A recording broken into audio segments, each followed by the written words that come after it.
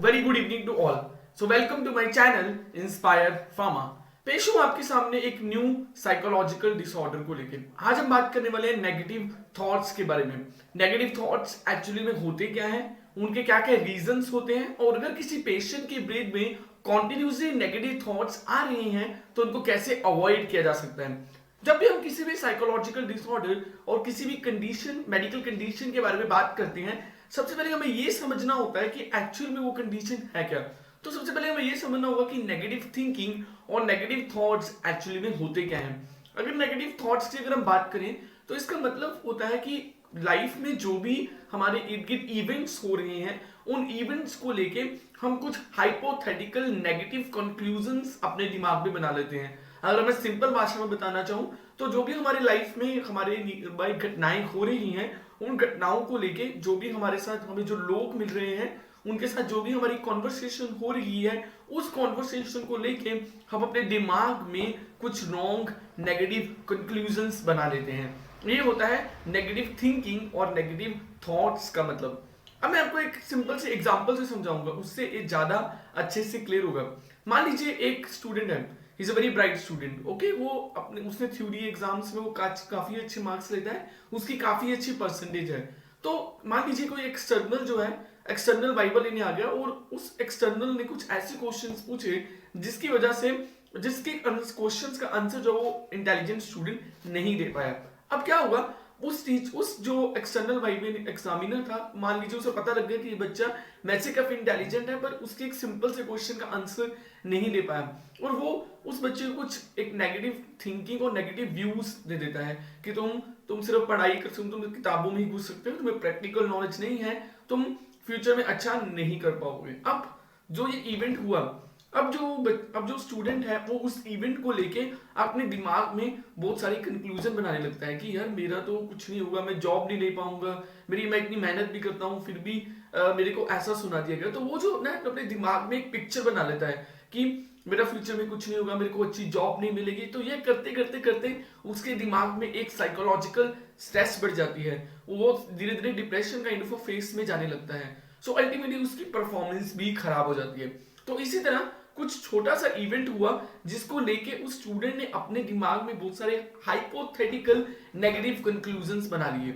Okay, इसको मैं एक अगर और एग्जांपल से समझाना चाहूँ तो मान लीजिए एक लेडी है, ठीक है, वो लेडी जो है किसी मैरिज के फंक्शन में गई, उसने काफी अच्छी साड़ी वेयर की हुई है, उसने काफी अच्छा मेकअप किया और according to his her self वो काफी अच्छी लग रही है। तो जब वो मैरिज में भी गए तो काफी सारे लोगों ने उनकी तारीफ की, बट कोई एक ऐसा पर्सन था जिन्होंने उस लेडी को ये बोल दिया कि तुम्हारे ऊपर ये साड़ी जो है वो सूट नहीं कर रही है, this colour is not suited you.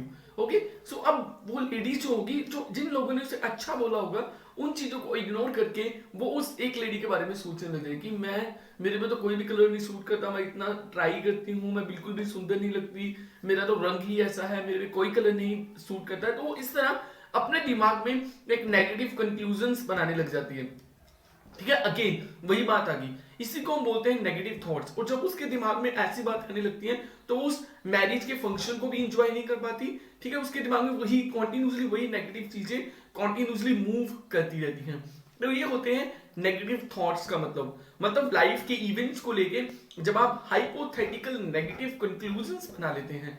ठीक है, चलो ये तो हो गई थिंकिंग के बारे में कि इंसान जब ऐसा सोचता है, जब ऐसा करता है तो उसके दिमाग में ऐसी चीजें होती हैं। अगर मैं एक दूसरे पॉइंट ऑफ व्यू से देखूं तो मेडिकल थ्योरी की अगर बात करें, मेडिकल थ्योरी ये कहती है कि हमारे ब्रेन में कुछ न्यूरोट्रांसमीटर्स होते हैं, कुछ हार्मोन्स होते हैं जो हमारे ब्रेन के थॉट्स को कंट्रोल करते हैं। कि मतलब अगर हम पॉजिटिव सोचना है, हमें सैड वाला सोचना है, डिप्रेस वाला सोचना है, ये सभी जो है हमारे ब्रेन में कुछ ट्रांसमीटर होते हैं जो इन सभी इमोशंस को कंट्रोल करते हैं। इनका नाम क्या होता है?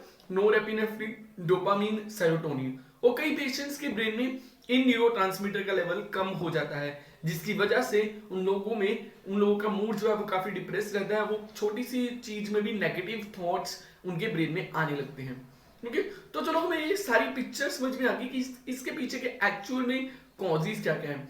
अब चलो हमें ये पता चल गया कि थॉट्स होते क्या हैं और हमें ये पता चल गया कि रीजंस क्या हैं। अब मुद्दे की बात पे आते हैं कि अगर किसी पेशेंट के ब्रेन में कॉन्टिन्यूसली नेगेटिव थॉट्स आ रही हैं तो उसे इससे बचना कैसे है। ठीक है। सबसे पहले तो मेडिकल थेरेपी, जो कि हर कंडीशन में, जैसे अगर हमारी बॉडी में किसी भी विटामिन की कमी हो जाती है तो हम विटामिन की गोलियां पेशेंट को दे देते हैं या विटामिन की मेडिसिन पेशेंट को रिकमेंड कर दी जाती है। इसी तरह जैसे मैंने इसमें बताया कि पेशेंट के ब्रेन में उन न्यूरोट्रांसमीटर का लेवल कम हो जाता है, तो हम क्या करेंगे, न्यूरोट्रांसमीटर्स के लेवल को इंक्रीज करने के लिए पेशेंट को नंबर ऑफ मेडिसिन रिकमेंड कर देंगे। अगर हम दूसरी तरफ बात करें, साइकोलॉजिकली भी पेशेंट को वर्क करना पड़ेगा। इसमें साइकोलॉजिकली का मतलब क्या है कि पेशेंट के ब्रेन में जो भी नेगेटिव थॉट्स आ रहे होते हैं उसको अपने ब्रेन को एनालाइज करना होगा। इस थेरेपी को बोलते हैं analysis of your thoughts and your emotions.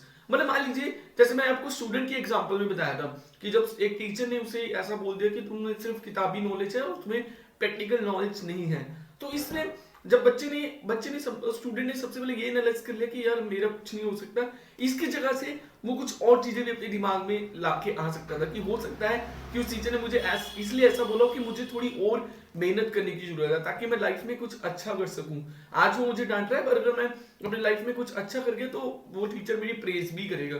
So ultimately वो चीज लेके आ सकता था कि क्या मेरा ये समझना ज्यादा जरूरी है कि वो मुझे डीमोटिवेट करके चला गया, मेरा लाइफ में कुछ नहीं होगा, रेदर देन ये सोचना सॉरी कि मैं इससे क्या अनदर चीजें जो है अपने दिमाग में लाके आ सकता हूँ, इससे क्या क्या अनदर इंटरप्रिटेशन निकल सकती हैं। या हो सकता है ऐसा कि वो टीचर जो वो काफी हाईली क्वालिफाइड था और उसको काफी आगे की नॉलेज थी और मुझे अभी उस तरह की नॉलेज तक पहुंचना है, ठीक है, तो ये चीजें लेके आ सकता था। तो जब वो अगर ऐसी चीजें सोचता तो वो डिप्रेस फेस में नहीं जाता। दूसरी तरफ हमने एक टीचर की बात, लेडी की बात की थी। तो उस लेडी ने जब एक पर्सन ने उसे नेगेटिव कमेंट पास किया तो उसके दिमाग में वही चीज आने लगी कि मैं सुंदर नहीं लगती, मेरे में कोई कलर नहीं सूट करता। जबकि अगर वो ऐसी चीजें सोचती कि हो सकता है उससे मेरे से कोई प्रॉब्लम हो सकता है वो किसी न किसी तरह वो जेलस हो, इसीलिए उसने मेरी तारीफ नहीं की है, हो सकता है कि उसके मेरे खिलाफ कुछ पर्सनल ग्रजेस हो, जबकि बाकी सभी लोग तो मेरी तारीफ कर रहे हैं। तो अगर वो ऐसी चीजें सोचती तो वो भी मोटिवेटेड रहती और वो भी अपने मैरिज फंक्शन को अच्छी तरह एंजॉय कर पाती। तो मुद्दे की बात यही है कि आपने ब्रेन जो है वो पहले सोच लेता है ये चीज, उसको आपको दोबारा से एनालाइज करना होगा। क्या जो इस इवेंट की वजह से जो मैंने अपने दिमाग में बात बिठा ली है, क्या इस इवेंट की पीछे जो बात बनाई है उसके अलावा कुछ और चीजें भी हो सकती हैं इस इवेंट के पीछे। तो जब आप वो वाली चीजें सोचने लगोगे, मतलब आपको पॉजिटिव चीजें सोचनी है उस इवेंट को लेके, तो इससे क्या होगा, आपका जो स्ट्रेस लेवल है, आपका जो स्ट्रेस लेवल कम हो जाएगा और मोटिवेशन लेवल ज्यादा हो जाएगा। सो अल्टीमेटली आप उस तरह के नेगेटिव थॉट से बाहर आ सकते हो। क्लियर? सो आई थिंक मैं समझा पाया कि नेगेटिव थॉट्स एक्चुअली में होते क्या हैं, इनके पीछे का रीजन क्या क्या है और इनसे किस तरह बचा जा सकता है। So please like share and subscribe my channel. मैं दोबारा पेश होऊंगा एक न्यू साइकोलॉजिकल टॉपिक के बारे में डिस्कशन को लेकर। Till then watch my video and keep sharing and subscribe my official YouTube channel Inspire Pharma. Thank you.